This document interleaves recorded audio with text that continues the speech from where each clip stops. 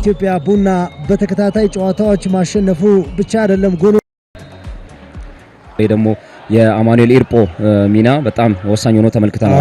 ዘላለም አባተ ዘላለም ጥሩ ኳስ ወደ ሳጥን ንጋቱ ገብረስላሴ አደገኛ ማጥቃት በኢትዮጵያ መድን በኩል አደገኛ ኳስ ዳላንድ ኢብራሂም በቀላሉ ማበርከት አለባቸው። ቆንጆ ስል ነው የተመለከተው።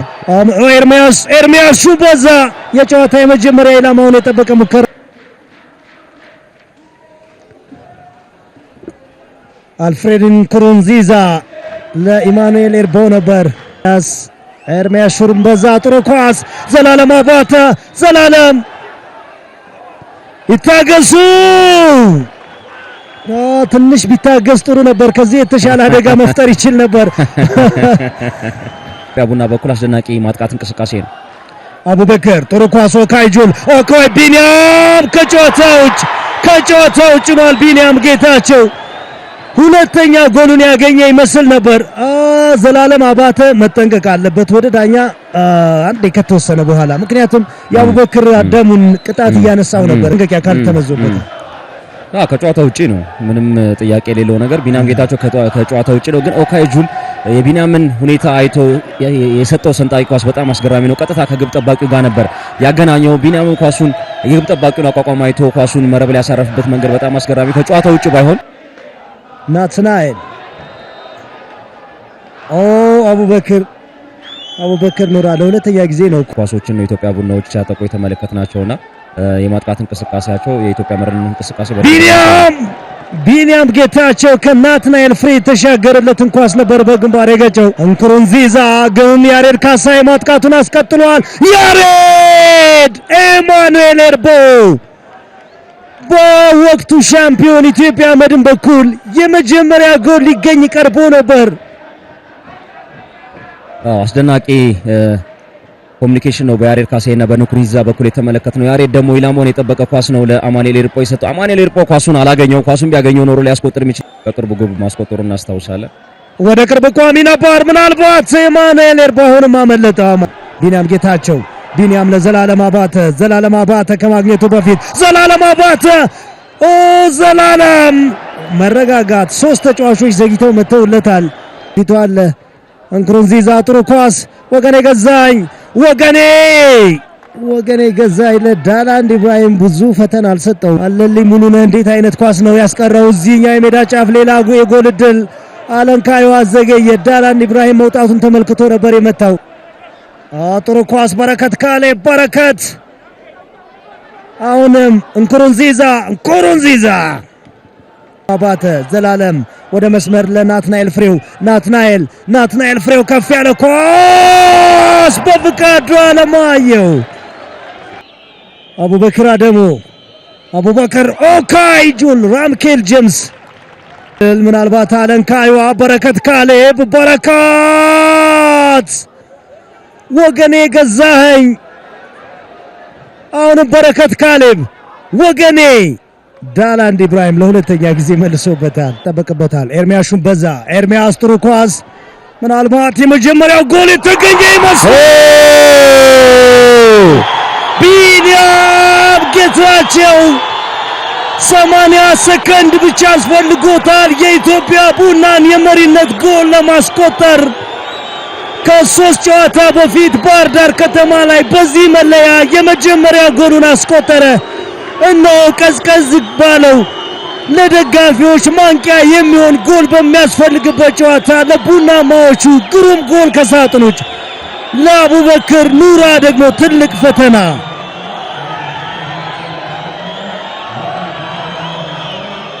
በመጀመሪያው 45 ደቂቃ ተነጥሏል ብለን ሐሳብ ስናነሳ ነበር። ቢኒያም ጌታቸው ከሳጥን ውጪ የደረሰውን ኳስ በአግባቡ ተቀብሎ ነው አቡበከር ኑራ መረብ ላይ ማሳረፍ የቻሉ። ለኢትዮጵያ ቡና አስደናቂ አጀማመር ነው። በመጀመሪያው 45 ደቂቃ እንደዚህ አይነት አጀማመር አድርጎ ግን ጎሉን አላስቆጠረም ነበረ። በሁለተኛው አጋማሽ ግን አስደናቂ አጀማመርን ያደረገው ምን አይነት ጎል ነው ቢኒያም ጌታቸው ማስቆጠር የቻለው? ከሳጥን ውጪ ነው ኳሱን ያገኘው። በቀጥታ አቡበከር ኑራ ጎል ላይ ነው ማሳረፍ የቻለው። አቡበከር ኑራ ምንም ነገር ማድረግ አልቻለም። ለኢትዮጵያ ቡና ድንቅ አጀማመር መለገስ የምትችል ጎል ነው ቢኒያም ጌታቸው ማስቆጠር የቻለው። እነዚህ ደጋፊዎች የቀደመ የቡድናቸው መሻሻል ተስፋ ሰጥቷቸው 45ቱን ደቂቃ በተስፋ ጠብቀዋል። እነሆ ሁለተኛው አጋማሽ አቡበክር አደሙ አቡበክር ከዚህ ቦታ በግራ እግሩ አቡበክር ሌላኛው አቡበክር ወገኔ ገዛኸኝ ጥሩ ቦታ ላይ ወገኔ እንኩሩንዚዛ አልፍሬዲ እንኩሩንዚዛ ነገር ግን በፍቃዱ አለማየሁ ያንን ስፔስ መከልከል አለባቸው ኢትዮጵያ መድን ተከላካዮች። ወገኔ ገዛኸኝ ኢትዮጵያ ቡናዎች የመጀመሪያ ኳስ በቀላሉ አብዱ መሐመድ አብዱ ይታገሱ ታሪኩ ኳሱን ማስቆም ይኖርባቸዋል በላይ ታደሰ። ነገር ግን የኢትዮጵያ ቡና ማጥቃት ነው አስቀጥለዋል። ዘላለም አባተ ዘላለም ለአቡበክር አደሙ ጥሩ ኳስ ሰጠ። አቡበክር ወደ ግራ እግሩ የሚመልሰው ይመስላል። አቡበክር አደሙ አቡበክር ከብዙ ትግል በኋላ ወገኔ ያሬድ ካሳይ አንድ መድገም አለበት እንደዛ አይተው ቢኒያም ጌታቸው ዘላለም አባተ ዘላለም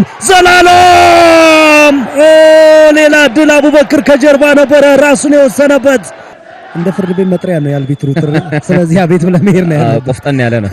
ይታገሱ ሐዋሳ ከተማ ላይ ጎል ከጉድ ወጡ ኢትዮጵያ መድኖች። አሁን ራምኬል አንግሉ ጠቦበታል። ሁለት አማራጮች አሉ። አማራጮችን መጠቀም ነበረበት። በፍቃዱ አለማየሁ ጥሩ ቦታ ይዞ እየጠበቀው ነበረ። እንደዚህ አይነት ፍርቱና ነው ይዛ የምትመጣው። ወገኔ ገዛኸኝ ጥሩ ኳስ ይመስላል። እንኩሩንዚዛ ብሩንዳዊ ተጫዋች በኢትዮጵያ መድን ማጥቃት ላይ ተሳትፎ ከደቂቃ ጀመረ።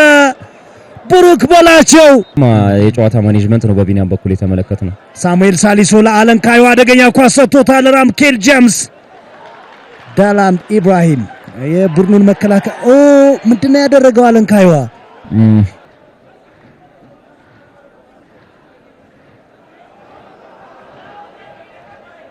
ጥሩ ድል ይመስላል። በረከት ካሌብ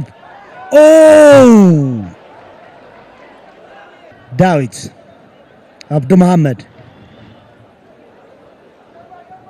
ሳሙኤል ሳሊሶ ዳዊት አውላቸው እንኩሩንዚዛ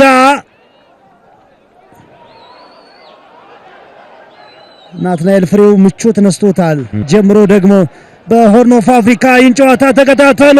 አለንካይዋ ዳላንድ ኢብራሂም በእርግጥ ፊት ለፊቱ የመጣ በረከት ቢሆንም ንቃቱ አስገራሚ ነው።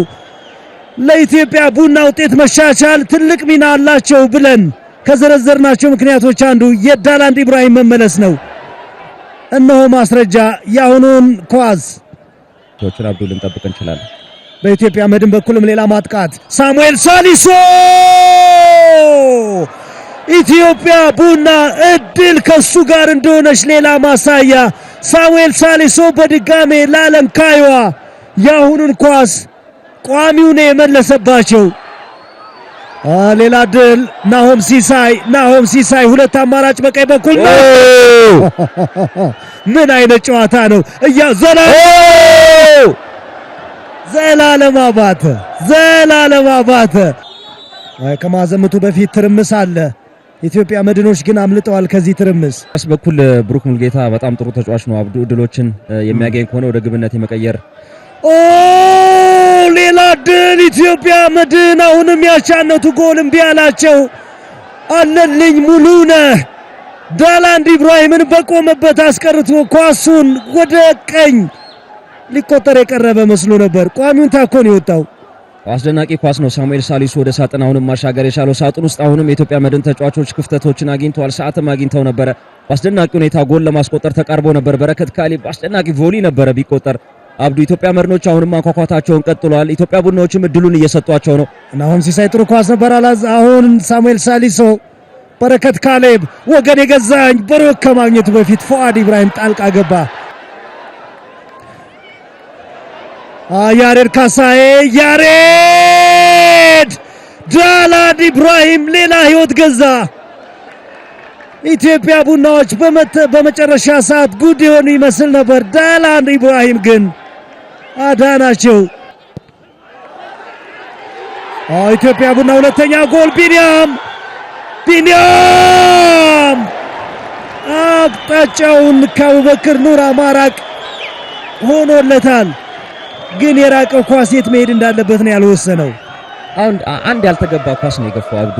አንድ በግንባሩ ከገጨው በኋላ እዚህ ጋር ኳሱን አንድ ከገጨው በኋላ መጥቶ ማስቆጠር የሚችልበት እድል ነበር። አንግሉም አይጠበበትም ነበር፣ ግን እሱ አንግሉን አጥብቦ ነው ኳሱን ለማስቆጠር ጥረት ያደረገው። ኢላማውን አልጠበቀለትም። ጨዋታውን የመግደል አቅም ነበራት፣ ግን አሁን የሚችል ኳስ ነው ያባከነው ቢኒያም ጌታቸው።